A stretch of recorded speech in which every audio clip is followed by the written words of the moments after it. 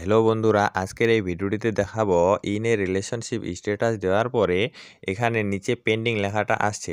এই পেন্ডিং লেখাটা আপনারা কিভাবে সরাবেন। যে আইডিটি মেনশন করেছেন ওই আইডিটিতে একটি নোটিফিকেশন গেছে, এখন ওই আইডিটিতে প্রবেশ করতে হবে। আমার এই ফোনে আমি যে আইডিটি মেনশন করেছি সেই আইডিটি আমার এই ফোনেই কানেক্ট করা আছে। আমি এখন ওই আইডিতে প্রবেশ করে দেখিয়ে দিচ্ছি। আমি এখন যে আইডিটি মেনশন করেছি ওই আইডিটিতে প্রবেশ করব। নোটিফিকেশনে যাই। দেখুন এখানে একটা নোটিফিকেশন আসছে, PM Barman tagged you in a post. এটার উপরে ক্লিক করবেন। এখন এই কনফার্মের উপরে ক্লিক করবেন। আমি ক্লিক করলাম। কনফার্মে ক্লিক করার সাথে সাথে ওখান থেকে পেন্ডিং অপশনটি চলে যাবে। এখন ওই আইডিটিতে প্রবেশ করি।